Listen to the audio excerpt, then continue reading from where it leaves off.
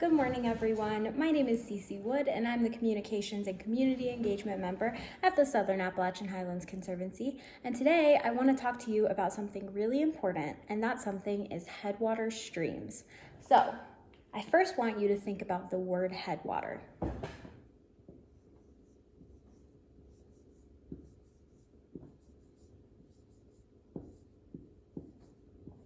So first, let's think about the word head. When you think about the word head, I think my head is at the top of my body.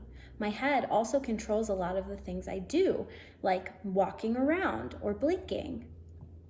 Just like my head is really important to the rest of my body, a headwater stream is really important to a watershed. Now, if you don't know what a watershed is, I really suggest go checking out a video about watersheds first. But if you do know what a watershed is, then let's dive a little bit deeper. So let's draw a mountain range so that we can understand where exactly headwaters are in a watershed and what they even are. Headwater streams are essentially where the source of a river begins. They originate upland in a watershed and flow downstream to join other larger streams. Although they are small, headwaters make up over 70% of the total stream miles in the United States, including many in the Southern Appalachian region. They are essential because they are the foundation of a watershed and store nutrients, regulate sediment, provide a unique habitat for local species, and more, which impacts the health of a watershed as a whole.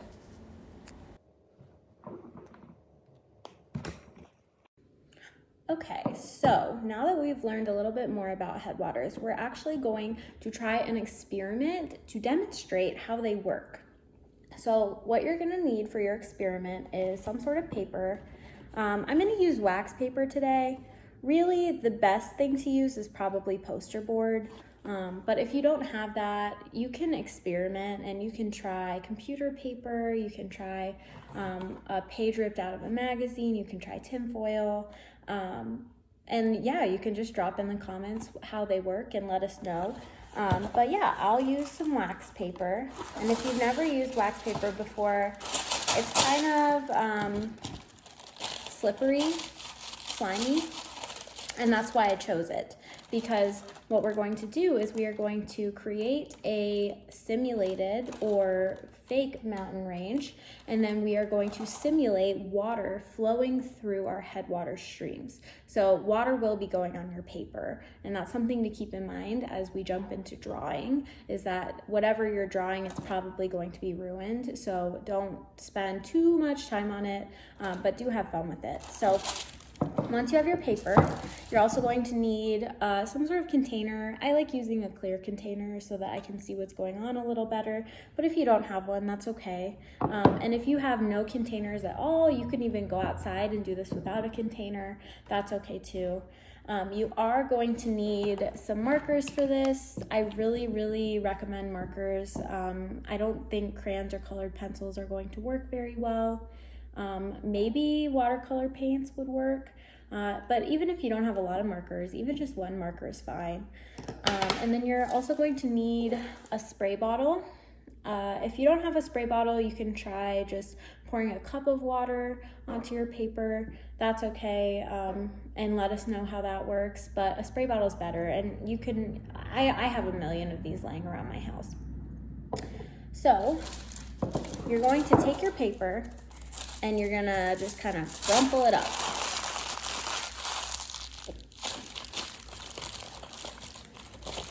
And the reason we're crumpling it up is because we're gonna make it kind of look like a mountain. So you do have to use your imagination, but I think that looks like a mountain. So once you've kind of crumpled it up a little bit, this is where you're gonna take your markers and you are going to get creative and you're going to draw things that you see in your community. So draw things like infrastructure, and if you don't know what infrastructure is, it's things like roads and buildings and things that humans make that are kind of permanent. So think about drawing your house. You can draw a castle if you want. You can be really creative. You can draw parks near you, or you can draw farmland. This is your opportunity to just have a lot of fun. So go ahead and draw, and we will meet back in a second.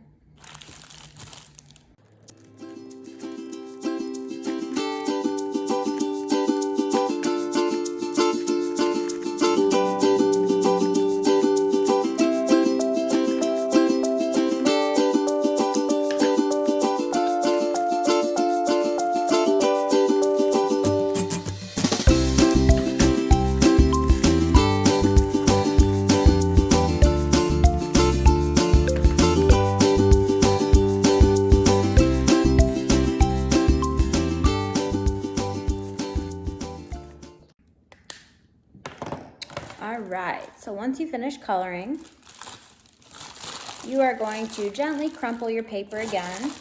And just be careful, if you used wax paper like me, this ink, it kind of comes off fairly easily, so just be careful. And you're gonna go ahead and put it in your container, or if you don't have a container, somewhere on the ground outside. So once you have it kind of in your container, and it's okay if it's not perfect, mine's not cooperating like super well right now, but that's okay. Then you're going to look at it, and I just want you to make a small prediction about where you think, when we spray our water onto this, where do you think the water is going to go? Do you think it's going to, go down certain nooks and crannies? Do you think it's going to collect somewhere at the top or at the bottom? Just think about that a little bit. For mine, I think the water is maybe going to flow down the sides and collect in some of these areas that are a little bit more concave. And also think about what's going to happen to the colors you drew. Okay, so remember that your colors are representative of things in your community. Do you think that these colors are going to stay in the exact same place, or do you think that they're going to flow together? I don't know. Let's find out. So go ahead and take your water and go ahead and spray it all over the place. Ooh. So make sure you're thinking about what's happening when you do this. So I haven't even finished spraying, but I'm going to pause to show you what's happening with mine. So already the water is beating up, which means it's, kind of bonding with the color and creating droplets. So let's keep going.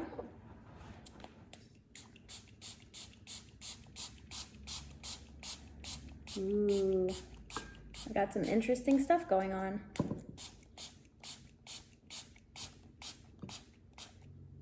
Wow, okay.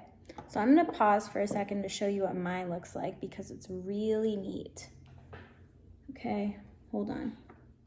So right now with mine, you can really see that the colors have kind of started to blend together, and they're collecting at the bottom of my mountain range and kind of a lake, and they're all sorts of different colors. So you can go ahead and keep spraying.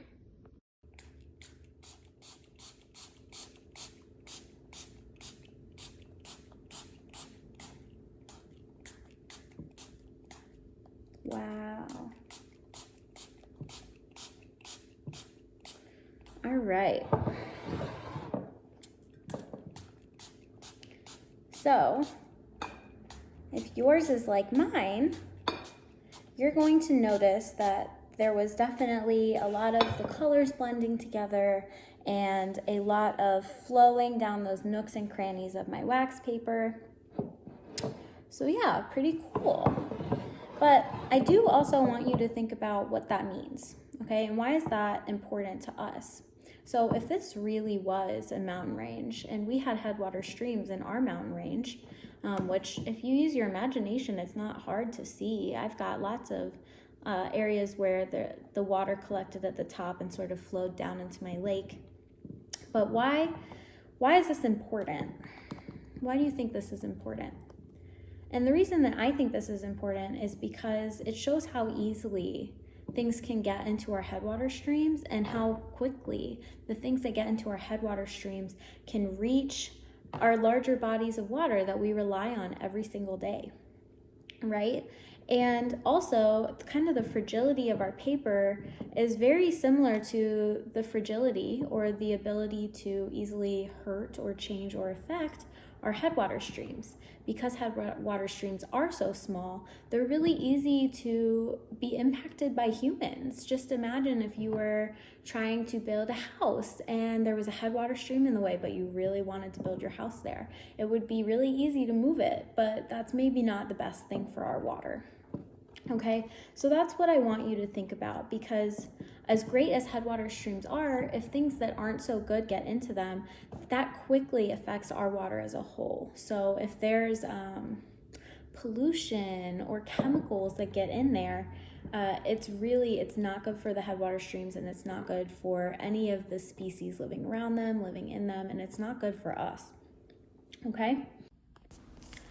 You can protect headwater streams by supporting organizations such as the Southern Appalachian Highlands Conservancy, which protects headwater streams by preventing pollution and the development of lands that contain headwater streams, working with farmers to prevent agricultural impacts on headwaters, and by actively cleaning up streams throughout the Southern Appalachian region. You can also protect headwater streams by conserving and protecting the streams in your very own community. Thank you all so much for watching. I hope you learned something. I hope you enjoyed your experiment, and definitely let me know how it went in the comments, and stay tuned for some more videos. I'll see you guys next time.